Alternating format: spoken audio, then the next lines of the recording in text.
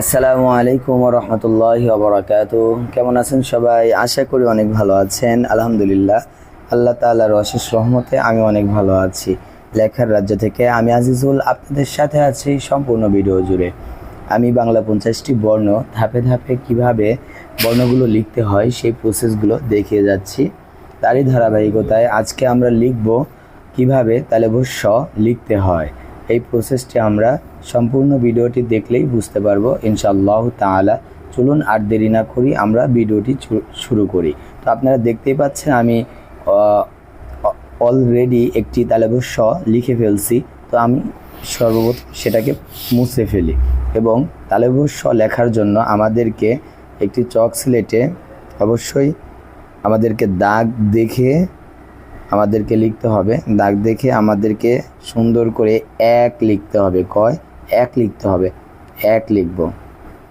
এক লিখে একের মতো লিখে আবার এক থেকে আবার টান দেব। টান দিয়ে আমরা ডান সাইডে আবার গোল আকৃতি করে ওপর দিকে নিয়ে এরকমভাবে ঠেকিয়ে দেব। তারপর আমরা ডান দিকে নিচ দিকে টান দেব। তারপর একটি আকার দিয়ে দেব, সুন্দর করে আকার দিয়ে দেব। তো আমাদের একটি তালেবুস স হয়ে যাবে। তো এটি আমরা আর একটু সুন্দর করে লেখার চেষ্টা করি। দেখতে পাচ্ছেন আমি এক দাগ নিচে লিখছি যাতে একটু সুন্দর হয়।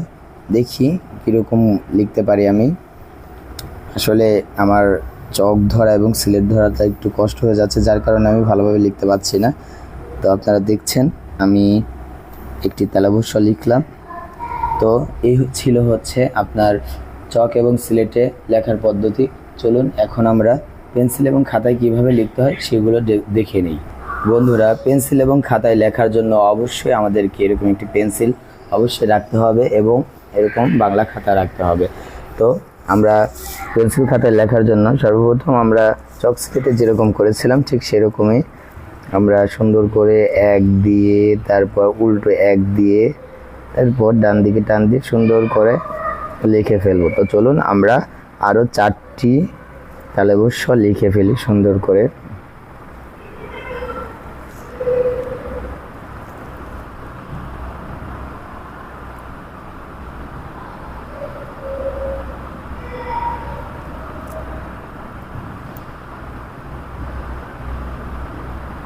বন্ধুরা দেখতে পাচ্ছেন আমি অলরেডি তালেবুস স পেন্সিল এবং খাতায় আমি 5টি লিখে ফেলছি। তো চলুন এবার আমরা দেখে নেই কিভাবে খাতা এবং কলমে লিখতে হয়। খাতা এবং কলমে লেখার জন্য আমাদেরকে অবশ্যই জেল পেন থাকতে হবে। তো বন্ধুরা দেখতেই পাচ্ছ আমার হাতে একটি জেল পেন রয়েছে এবং এই জেল পেন দ্বারাই আমরা সুন্দর করে হাতের লেখাটি লিখতে পারবো। তার জন্য আমাদেরকে সর্বপ্রথম চক স্লেট এবং পেন্সিল খাতার ন্যায় সুন্দর করে এবং আস্তে আস্তে আমাদেরকে সোজা এক লিখতে হবে, তারপর উল্টো এক লিখতে হবে, তারপর আমাদেরকে একটু মাথা বাঁকা করে আস্তে আস্তে সুন্দর করে একটি আকার দিতে হবে। তাহলে আমাদেরকে সুন্দর একটি তালেবুস স দেখতে পাবো। তো এরকমভাবে আমি আরও 4টি তালেবুস স লিখে ফেলি। তো আপনারা দেখতেই পাচ্ছেন আমি 2 নাম্বার তালেবুস সটা লিখে ফেললাম এবং 2 নাম্বারটির পরে আমি 3 নাম্বারটিও লিখে ফেললাম। এখন আমি 4 নাম্বারটি লিখতেছি। আমি 4 নাম্বারটিও লিখে ফেললাম এবং 5 নাম্বারটিও আমি লিখে ফেললাম। তো বন্ধুরা, এই ছিল আজকের ভিডিও।